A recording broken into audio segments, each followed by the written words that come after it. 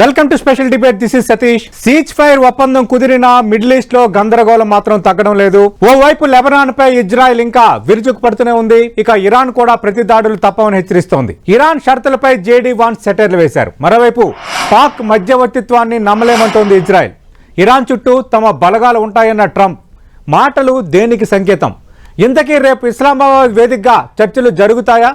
ఒకవేళ జరిగిన ఫలితం ఉంటుందా? దీనికి సంబంధించి మనం డిబేట్లో మాట్లాడబోతున్నాం. అయితే కరెక్ట్గా డిబేట్ ప్రారంభానికి ఒక్క నిమిషం ముందు ఒక షాకింగ్ బ్రేకింగ్ వచ్చింది రేపు చర్చల ప్రతిష్టంభనకు సంబంధించి. ఎందుకంటే పాక్లో ఉన్న ఇరాన్ రాయబారి రేజా చర్చలకు ఇరాన్ బృందం వస్తుందంటూ చేసిన ట్వీట్ను డిలీట్ చేశారు. చర్చలకు రేపు రావడం లేదు అన్న ఒక సంకేతాలు అయితే స్పష్టంగా కనిపిస్తున్నాయి. ఒకవేళ ఇరాన్ బృందం చర్చలకు రాకపోతే ఇంకా చర్చలు జరిగే అవకాశమే లేదు. ఎందుకంటే చర్చలు జరగాల్సిందే ఇరాన్ వర్సెస్ యుఎస్ మధ్య పాకిస్తాన్ మధ్యవర్తిత్వం వహిస్తున్న నేపథ్యంలో రేపు చర్చలపై ప్రతిష్టంభన ఉంది. కాల్పుల విరమణ అంటే సీజ్ ఫైర్ జరిగి దాదాపు ఇప్పుడు కరెక్ట్గా లెక్కేసుకుంటే ఒక 36 గంటలు అవుతుంది అనుకుందాం. 36 గంటలు గడవక ముందే మళ్ళీ పరిస్థితి మొదటికి వచ్చేలా కనిపిస్తోంది. స్పెసిఫిక్గా మనం చూస్తే అటు ఎప్పుడైతే ఈ సీజ్ ఫైర్ ప్రకటించిన నేపథ్యంలో లెబనాన్పై ఇజ్రాయిల్ దాడులు చేయటం, భారీ సంఖ్యలో ప్రాణ నష్టం జరగడంపై ఇరాన్ చాలా కోపంగా ఉంది. ఎట్ ది సేమ్ టైం పాకిస్తాన్పై తమకు నమ్మకం లేదంటూ ఇజ్రాయిల్ ఒక ప్రకటన చేసింది. ఏ విధంగా చూసుకున్నా ఒక రకంగా పాకిస్తాన్ ఏమైనా ఇరకాటంలో ఇరుక్కుందా అన్నది ఒక చర్చ అయితే, ఈ చర్చల ప్రతిష్టంభన నేపథ్యంలో చర్చలు మరి జరిగే అవకాశం లేదనే వాతావరణం అయితే కనిపిస్తోంది. అలా అయితే ఈ సీజ్ ఫైర్ అనేది ఎల్లుండిలోపు క్లోజ్ ఫైర్ అవుతుందా? ఖచ్చితంగా మళ్ళీ యుద్ధం అనేది ప్రారంభం కాబోతుందా? అసలు ఎందుకు ఈ అయోమయం, ఎందుకు ఈ గందరగోళం? దీనికి సంబంధించి మనం ఇన్ డీటెయిల్గా మాట్లాడబోతున్నాం. మనతో పాటు ఉన్నారు NSS chairman doctor Ramesh Kanniganti గారు ఎన్టీవీ స్టూడియోలో, అలాగే బయట నుంచి లైవ్లో పాల్గొంటున్నారు అంతర్జాతీయ వ్యవహారాల నిపుణులు డాక్టర్ సంజయ్ పుల్లపాక్ గారు. రైట్, రమేష్ కన్నిగంటి గారు, సీజ్ ఫైర్ అయిపోయింది, మొత్తం అందరూ దేశాల అధినేతలు మంచి పని చేశారు, గ్రేట్, ఇది కోరుకున్నామని అన్నారు.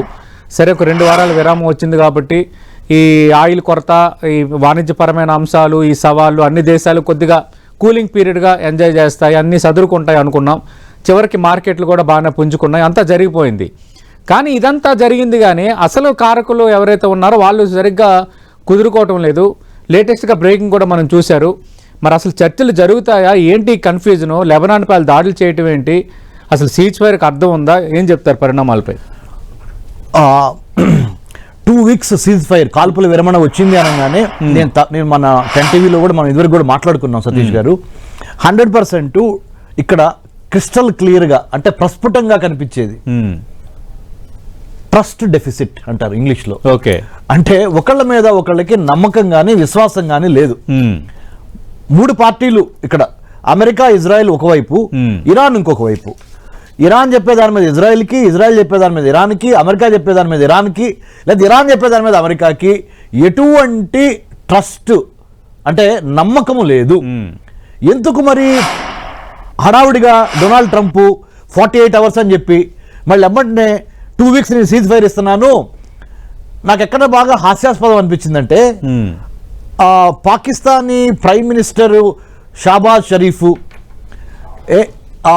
పాకిస్తానీ చీఫ్ ఆసిఫ్, మునీర్ ఆసిఫ్ వాళ్ళతో మాట్లాడి నేను నిర్ణయం తీసుకున్నాను అని ఒక చిన్న స్టేట్మెంట్ డొనాల్డ్ ట్రంప్ చాలా ఛాతి విరుచుకొని చెప్పాడు. ఇంకేముంది, అయిపోయింది, 100% ఇరాన్ని ఉంచేసాం మేము అనే విధంగా వీళ్ళు చెప్పారు. ఇరాన్ వాళ్ళు కూడా ఇళ్ళగానే పండగ అంటారు కదా, అలా కాకుండా ఇళ్ళగానే పండగ అనుకున్నారు వాళ్ళు. కానీ అక్కడ ఇజ్రాయిల్ లెబనాన్ మీద దాడి చేయటము, లెబనాన్లో ప్రాణ నష్టం జరగటము, దాంతోపాటు ఇరాన్ కూడా సీజ్ ఫైర్ ఏదైతే నోడుతూనే సీజ్ ఫైర్ అని చెప్పింది. 10 పాయింట్ ఫార్ములా అని చెప్పి 10 పాయింట్స్ ఇచ్చింది. ఆ రాసిన 10 పాయింట్స్ లో 5 పాయింట్లు ఏంటి అమెరికాకి విరుద్ధంగా ఉన్నాయి.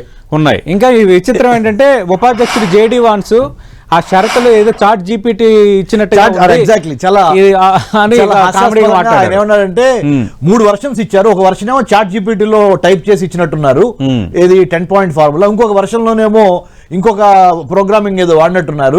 సో ఏదైనప్పటికీ చాలా హాస్యాస్పదంగా ఉన్నాయని చెప్పారు. నేను చెప్తున్నాను సార్ ఇక్కడ మళ్ళీ ఇంకొకసారి చెబుతున్నా, మా సీనియర్ సంజయ్ పులిపాక్ గారు కూడా ఉన్నారు, ఆయన కూడా వింటున్నారు. మా సీనియర్ గారు పొలిటికల్ సైన్స్ మాకు హైదరాబాద్ సెంట్రల్ యూనివర్సిటీ మా సీనియర్ సారు, ఆయన ముందలే చెప్తున్నాను. ఆయన కూడా ఆయన అభిప్రాయం మనం కూడా విందాం, సార్ చెప్పేది కూడా. నా అభిప్రాయం ఏంటంటే, నేను ఇజ్రాయెల్లో ఉండి ఇజ్రాయెల్లో చదువుకొని, అమెరికాలో ఉండి అమెరికాలో చదువుకొని, ఇరాన్ దేశంలో భౌగోళిక పరిస్థితులతో పాటు ఇరాన్ లోపల ఉన్న స్టూడెంట్స్ యొక్క లేదా సిటిజన్స్ యొక్క పల్స్ అన్ని గ్యాదర్ చేసుకున్న తర్వాత రియల్ టైం గవర్నెన్స్ మోడల్లో చెప్తున్నా, ఆర్టీజీఎస్ మోడల్లో 100% ఈ 2 weeks ఏదైతే కాల్పుల విరమణ ఒప్పందం అనుకున్నారో అది జరగదు. రాసి పెట్టుకోండి. నెంబర్ 1. నెంబర్ 2, రేపు పాకిస్తాన్ లో జరగబోయేదానికి ఇరాన్ ఇప్పుడే లాస్ట్ మినిట్ లో 11th hour అంటారు, sorry we are not able to join peace talks, ఏది పాకిస్తానీ లెడ్ పీస్ టాక్స్ అని ఇరానియన్ అంబాసిడర్ లేదా ఇరానియన్ ఎన్వాయ్ అనండి చెప్పేశాడు, ట్వీట్ డిలీట్ చేశాడు. ఇంకోటి ఏం చేశారు, Israel also has shown no interest, మాకు చాలా ట్రస్ట్ డెఫిసిట్, మాకు అసలు ఇరాన్ మీద నమ్మకం లేదు, వాళ్ళు ఏం మాట్లాడుకోండి అని చెప్పింది. అసలు పాకిస్తాన్ మేము నమ్మలేకుండా ఉన్నామన్నారు. అబ్సల్యూట్లీ, మేము పాకిస్తాన్ నమ్మలేము, అసలు ఇరాన్ నమ్మలేము, ఇరాన్తో పాటు పాకిస్తాన్ కూడా నమ్మలేము అని ఇజ్రాయెల్ కూడా చెప్పేసింది. ఇక్కడ ఈ 2 వారాల యుద్ధ విరమణ అంగీకారము బూడిదలో పోసిన paneer sir. Number 1. Number 2, winnowing the hearts and minds strategy అనేది వాడకుండా ఇక్కడ 3 దేశాలు హింస, బాయ్నెట్ ఆఫ్ ద గన్ పెట్టి ట్రస్ట్ మీద, can you build trust over keeping the gun on your shoulder? ఎట్లా నమ్ముతాం? భుజం మీద తుపాకీ పెట్టి మీరు ముగ్గురు కలిసి కూర్చొని పనిచేయండి అంటే బలవంతంగా మీరు చేయగలరా? చేయలేరు. హార్ట్స్ అండ్ మైండ్స్ ని విన్ చేయకుండా, లోకల్ పాపులేషన్స్ ని విన్ చేయకుండా, లోకల్ గవర్నమెంట్స్ ని విన్ చేయకుండా, లోకల్ గవర్నమెంట్ అంటే అమెరికన్ గవర్నమెంట్, ఇక్కడ ఇరానియన్ గవర్నమెంట్ అంటే Ayatollah Khomeini legacy, Israeli Benjamin Netanyahu. అటు గవర్నమెంట్ లోనూ ట్రస్ట్ లేదు, ఇటు పీపుల్ లోనూ ట్రస్ట్ లేదు, ఇటు మీడియా అంబాసిడర్స్ లోనూ ట్రస్ట్ లేదు. ఏ రకంగా చూసినా ట్రస్ట్ ని బిల్డ్ చేయకుండా సొల్యూషన్ ఎతకటం అనేది చాలా అనాలోచిత, illogical, irrational and it cannot be achieved. Peace cannot be achieved given the situation. Sanjay Pulipak garu, మీరేం చెప్తారు సార్? సిచ్యువేషన్ చూస్తుంటే 1 by 1 ఒకరిపై ఒకరికి నమ్మకం లేదా అన్నంత వాతావరణం క్రియేట్ అయిపోయింది. ఒకవైపు కాల్పుల విరమణ అంటూ స్నేహాస్తం చాచి లెబనాన్ పైన ఇజ్రాయెల్ దాడులు చేయటం, భారీ ప్రాణ నష్టాన్ని కలిగించడం, ఇరాన్ షరతులపై జేడీ వాన్స్ జోక్స్ చేయటం, ఇరాన్ చుట్టూ మా బలగాలు ఇంకా అక్కడే ఉంటాయి, అంతా అయిపోలేదు అంటూ ట్రంప్ ట్వీట్ చేయటం, లేటెస్ట్గా మన డిబేట్కి ప్రారంభానికి ముందు పాకిస్తాన్లో ఉన్న ఇరాన్ రాయబారి మేము చర్చలకు రావట్లేదని చెప్పడం, ఏం జరగబోతోంది? కష్టం అండి ఎగ్జాక్ట్ గా ప్రిడిక్ట్ చేయడం, ఎందుకంటే సీజ్ ఫైర్ అగ్రిమెంట్ ఒప్పుకున్నారు. మీరు కనుక గుర్తుండే ఉంటుంది మీకు, వాళ్ళు 2 phase సీజ్ ఫైర్ అగ్రిమెంట్ కి మేము ఎప్పుడు ఒప్పుకోము అని ఇరాన్ వాళ్ళు అన్నారండి. కానీ ఫైనల్ గా ఇప్పుడు వచ్చింది 2 phase సీజ్ ఫైర్ అగ్రిమెంట్. మొదట కాల్పుల విరమణ, తర్వాత 2 వారాల తర్వాత ఈ 2 వారాల లోపు పెద్ద ఎత్తున నెగోసియేషన్స్ చేసి ఏదో ఒక సొల్యూషన్ కనుక్కుంటామని చెప్పడం జరిగిందండి. ఇటువంటి 2 phase సొల్యూషన్ కి ఫస్ట్ నుంచి ఇరాన్ మొక్కు చూపించట్లేదు, ఇష్టపడట్లేదు. కానీ ఈసారికి ఒప్పుకుంది. 2, సీజ్ ఫైర్ అగ్రిమెంట్ అనౌన్స్ చేసినప్పటి నుంచి చాలా పరస్పర విరుద్ధమైనటువంటి స్టేట్మెంట్స్ 2 వైపుల నుంచి వచ్చాయండి. ఒకటి, లెబనాన్ కూడా ఉంది సీజ్ ఫైర్ అగ్రిమెంట్ లో. లెబనాన్ అంటే కాల్పుల విరమణ కేవలం ఇరాన్ మీదే కాదు, ఇజ్రాయెల్ లెబనాన్ మీద చేస్తున్న దాడులు కూడా సీజ్ ఫైర్ అగ్రిమెంట్ లోకి వస్తాయని ఇరాన్ వాళ్ళు చెప్పడం జరిగింది. అలాంటిది ఏది లేదని ఇజ్రాయెల్ వాళ్ళు చెప్పడం జరిగింది. మీకు గుర్తుంటే ఉంటుంది, prime minister Shahbaz Sharif, Pakistan prime minister ఎవరైతే ఉన్నారో ఆయన చేసిన ట్వీట్ లో కూడా ఇంక్లూడింగ్ లెబనాన్ అనే పదం వాడటం జరిగిందండి. కానీ ఇవాళ చూసాం జేడీ వ్యాన్స్ గారు లెబనాన్ లేదు అసలు సీజ్ ఫైర్ అగ్రిమెంట్ లో అని ఆయన చెప్పడం జరిగింది. సో ఎక్కడో మిస్కమ్యూనికేషన్ జరిగింది, లేదా కావాలని ఎవరో ఇంక్లూడ్ చేసి తీసేసి ఏదో గొడవ నడుస్తుంది. అది ఒక ఏరియా ఆఫ్ డిసగ్రిమెంట్. అంటే యుద్ధ విరామం అన్నది కేవలం ఇరాన్ కే పరిమితిస్తుందా లేదా మొత్తం రీజియన్ మొత్తానికి ఉంటుందా అన్నది, దాని మీద డిఫరెన్సెస్ ఆఫ్ ఒపీనియన్ ఉన్నాయి. 2 డిఫరెన్స్ ఆఫ్ ఒపీనియన్ ఎక్కడ వస్తుంది అంటే, ఈ ఎన్రిచ్మెంట్ ఆఫ్ యురేనియం ఉంటుంది కదా న్యూక్లియర్ ప్రోగ్రామ్ లో, అమెరికన్స్ వీళ్ళు చెప్పేది ఏంటంటే ఎన్రిచ్మెంట్ ఆఫ్ న్యూక్లియర్ ఏదైతే ఉందో, యురేనియం ఏదైతే ఉందో అది ఇరాన్ చెయ్యను అని ఒప్పుకుంది కాబట్టే మేము సీజ్ ఫైర్ కు ఒప్పుకున్నామని వాళ్ళు అంటున్నారు. బట్ ఇరానియన్స్ అనేది ఏంటంటే మేము అటువంటి ప్రామిస్ ఏమీ చేయలేదు, దాని మీద చర్చిస్తాం అన్నాం గానీ ఆపుతాం అనలేదని వాళ్ళు అంటున్నారు. ఇంకో మూడో ముఖ్యమైన అంశం ఏంటంటే స్ట్రైట్స్ ఆఫ్ హర్మూజ్ అనేది అది ఇమీడియట్ గా ఓపెన్ చేయాలి అని డొనాల్డ్ ట్రంప్ ఒప్పుకున్నారు ఇరాన్ వాళ్ళు అని డొనాల్డ్ ట్రంప్ తన ట్వీట్ లో రాశారండి. అవును. దానికి ఇరానియన్స్ స్పందిస్తూ వాళ్ళు ఏమంటున్నారంటే స్ట్రైట్స్ ఆఫ్ హర్మూజ్ ఓపెన్ చేస్తామన్నాం కానీ ఏది షిప్ వెళ్లాలన్నా మా డిఫెన్స్ ఫోర్సెస్ తో పర్మిషన్ తీసుకుని వెళ్ళాలి అంటున్నారండి వాళ్ళు. అండ్ టెక్నికల్ ఫీజిబిలిటీస్ బట్టి ఏ షిప్స్ ని అలౌ చేయొచ్చు, ఏ షిప్స్ ని అలౌ చేయకూడదు కూడా మేమే నిర్ణయిస్తాం అంటున్నారు. ఈ రోజు కూడా క్లోజ్ చేశారు, హార్మోజ్ ని ఈ రోజు క్లోజ్ చేశారు. సో అదొక కొత్త డెవలప్మెంట్ నడుస్తోంది. సో ఈ మూడు అంశాల మీద చాలా అంటే ఇప్పుడు యుద్ధానికి వెళ్ళిందే మీరు ఇరాన్ న్యూక్లియర్ వెపన్స్ ని ప్రోగ్రామ్ ని లేదా ఇరాన్ సివిలియన్ న్యూక్లియర్ ప్రోగ్రామ్ ని కూడా వెనక్కి తోసేస్తామన్న ఆర్గ్యుమెంట్ తో వెళ్ళి ఇప్పుడేమో ఇరాన్ అసలు ఎన్రిచ్మెంటే నేను ఆపను అంటే అదొకటి గొడవ వస్తుందండి. తర్వాత మనకి తెలిసిందే ఇరాన్ లో ప్రభుత్వం మారిపోయింది, రిజీమ్ చేంజ్ చేయడానికి వెళ్తున్నాం అన్నారు. సరే, ఐతుల్లా అలీ ఖమేనీ పోయారు, ఆయన కొడుకు ముజ్తబా ఖమేనీ వచ్చారు అధికారంలోకి. వాళ్ళంతా మంచిగా ఉంటారు, వాళ్ళంతా మిగతా వాళ్ళతో పోల్చుకుంటే కొద్దిగా ఉదారవాదం సిద్ధాంతాలను నమ్మేవాళ్ళు అని డొనాల్డ్ ట్రంప్ వాళ్ళకి సర్టిఫికేట్ ఇచ్చారు. మరి ఇప్పుడేమో వాళ్ళు తిరగబడుతున్నారు. సో దీని మీద కూడా కొద్దిగా అంటే ఎగ్జాక్ట్ గా ఎటువంటి నాయకులతో మనం చర్చిస్తున్నాం అన్నది కూడా దాని మీద చాలా డిఫరెన్సెస్ ఆఫ్ ఒపీనియన్ వస్తుందండి. తర్వాత ఈ నెగోసియేషన్స్ ఏదైతే ఉందో అది చాలా కాంప్లెక్స్ నెగోసియేషన్స్ అండి. అంటే రెండు దేశాలు యుద్ధం చేసుకుంటూ ఉంటే ఎదురెదురుగా కూర్చుని చర్చించడం వేరు. రెండు దేశాలు యుద్ధం చేస్తున్నాయి, ఇక్కడ అమెరికా ఇరాన్, బట్ దానికి ఇజ్రాయెల్ కూడా ఉంది. ఇజ్రాయెల్ తో పాటు పక్కనున్న చుట్టుపక్కల గల్ఫ్ దేశాలు కూడా ఉన్నాయి కదా, అవి కూడా వాటి మీద మిజైల్స్ అవి పడుతున్నాయి కదా. అటువంటి తరుణంలో వీళ్ళందరూ అడిగేది ఏంటంటే మాకున్న ఇంట్రెస్ట్ ఏంటి, మాకు కావాల్సింది ఏంటి, అవి కూడా సీజ్ ఫైర్ అగ్రిమెంట్ లో కనపడాలి అని వాళ్ళు చెప్పడం జరుగుతుందండి. గల్ఫ్ స్టేట్స్ కనుక తీసుకుంటే వాళ్ళు అనేది ఈ స్ట్రైట్స్ ఆఫ్ హార్మూజ్ మూయటం అన్నది మీరు కనుక అంగీకరిస్తే అమెరికన్స్ దెన్ మేము ఓడిపోయినట్టే కదా, మీరు ఓడిపోయినట్టే కదా. యుద్ధం ముందు షిప్స్ అవన్నీ ఖాళీగానే ఫ్రీగానే వెళ్ళాయి, ఇప్పుడు దానికి మీరు టోల్ ట్యాక్స్ వేసి తీసుకుంటే ఎట్లా అని కూడా చర్చ నడుస్తుందండి. సో ఓవరాల్ గా తీసుకుంటే it is not going to be easy. Iranians చాలా గట్టి నెగోషియేటర్స్ అని పేరండి ఇంటర్నేషనల్ డిప్లొమసీలో, అండ్ చాలా తొందరగా జారిపోతారు ఇచ్చిన వాగ్దానాల నుంచి అని కూడా వాళ్ళకి పేరుంది. ఈ రోజు మనం చూస్తున్నాం అసలు ఇప్పుడు ఇరాన్ డెలిగేషన్ వస్తుందా రాదా అన్నట్టు అనుమానం క్రియేట్ చేస్తున్నారు. అక్కడ ఇరానియన్ అంబాసిడర్ ఎవరైతే ఉన్నారో ఎందుకు డిలీట్ చేశారని ఆయన అడిగితే పొరపాటున ఎర్లీగా పంపించామంటున్నారు. అంటే వస్తుందా డెలిగేషన్ రాదా అని చెప్పట్లేదండి, క్లారిటీ లేదు. కాకపోతే క్లారిటీ లేదు. ఒక అడ్వాంటేజ్ ఏంటంటే ఇరాన్ పాకిస్తాన్ పక్కనే ఉంది కాబట్టి వాళ్ళు రేపు పొద్దున బయలుదేరినా ఒక 2-3 గంటల్లో ఇస్లామాబాద్ చేరుకుంటారండి ఫ్లైట్స్ లో, పెద్ద దూరం కాదు కాబట్టి. కానీ అమెరికన్స్ కి వచ్చే ప్రాబ్లం ఏంటంటే వాళ్ళు విమానం ఎక్కి స్టార్ట్ అయితే జేడీ వ్యాన్స్ వీళ్ళంతా ఇరానియన్స్ వస్తున్నారో రాకుండా వీళ్ళు వెళ్ళి ఇస్లామాబాద్ లో ల్యాండ్ అయితే వాళ్ళకి చాలా ఫేస్ లాస్ కదండి, అవమానంగా కూడా ఉంటుంది. సో అందుకని ఇరానియన్స్ చాలా టఫ్ నెగోసియేషన్ టాక్టిక్ ప్లే చేస్తున్నారు. వీళ్ళేమో బయలుదేరతారు, మరి వస్తారా రారా తెలియదు. సో దానిలో చాలా టఫ్ నెగోసియేషన్స్ జరగబోతున్నాయి, అంత తేలిగ్గా ఉండదు. చూద్దాం ముందు రోజుల్లో ఏమవుతుంది. రైట్. రమేష్ కనికంటి గారు, అంటే ఇక్కడ పాకిస్తాన్ కోసం కూడా మనం మాట్లాడుకోవాలి. యాక్చువల్గా అంతకుముందు అన్ని దేశాలు అపీల్ చేశాయి, యుద్ధం వద్దు, శాంతియుతంగా పరిష్కరించుకోండి అని, ఇంక్లూడింగ్ మోడీ మన ప్రైమ్ మినిస్టర్తో.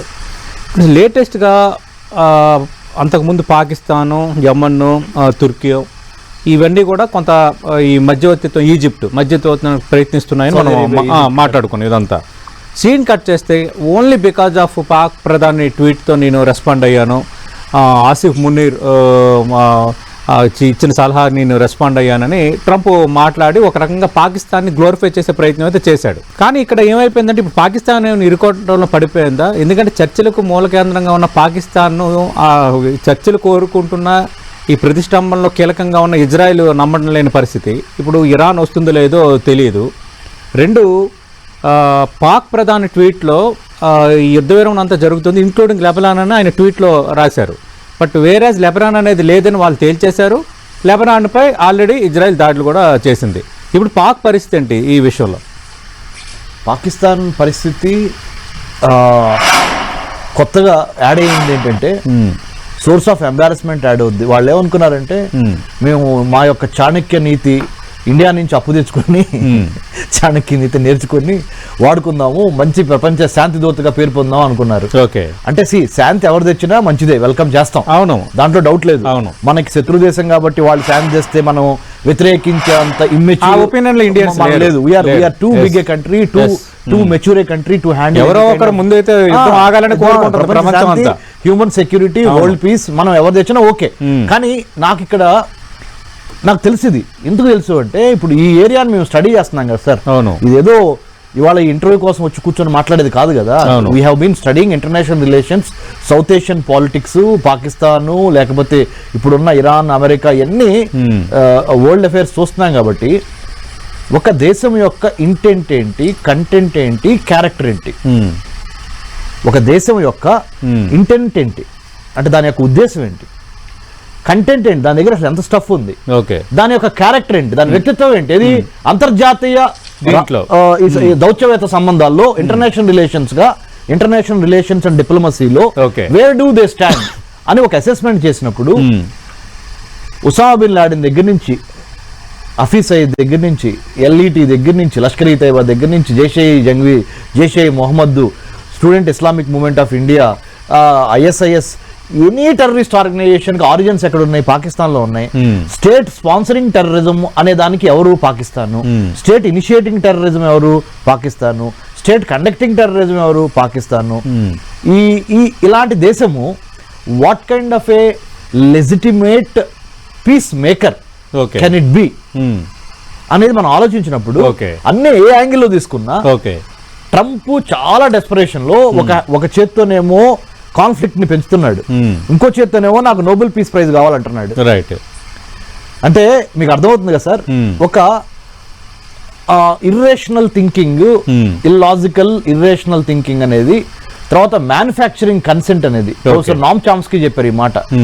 ప్రజాభిప్రాయాన్ని గవర్నమెంట్ కి అనుకూలంగా వాడుకోవటం కోసం, క్రియేట్ చేయటం కోసం ఒక కన్సెంట్ ని వాళ్ళు మ్యానుఫ్యాక్చర్ చేస్తారు by using the state media అనేది. అంటే ప్రభుత్వం యొక్క మీడియా సంస్థలను వాడి ప్రజాభిప్రాయం వ్యతిరేకంగా ఉన్న రోడ్డు మీద దాన్ని రెజ్యూమ్ బాగానే ఉంది అనే విధంగా తనకు క్రియేట్ చేస్తారు.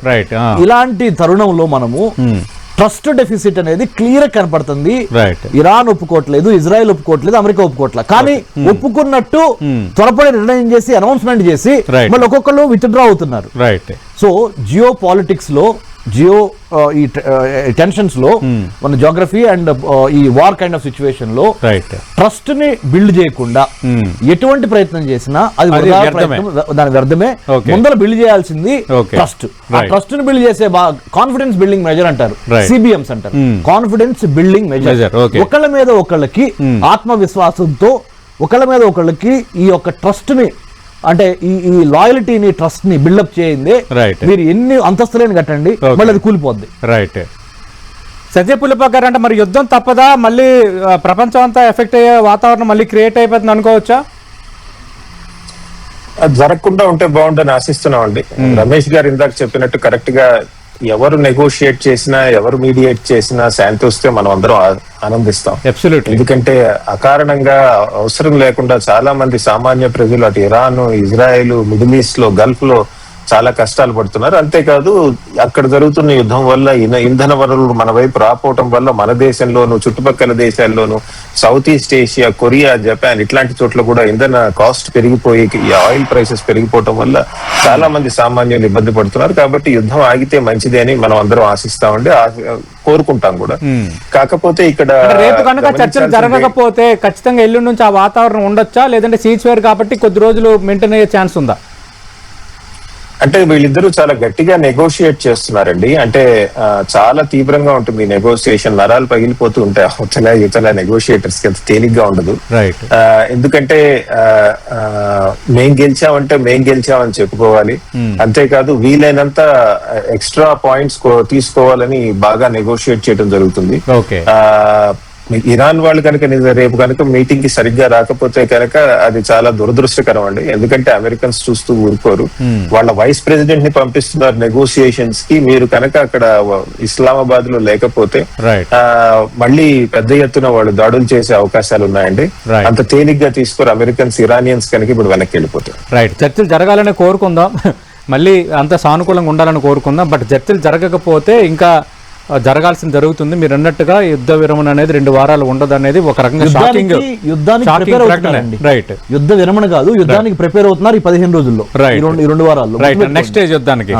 Right right, thank you Sanjay Pulipak garu, thank you Ramesh Kanniganti గారు. మనం చూస్తున్నాం రేపు చర్చలు జరుగుతాయా లేదా.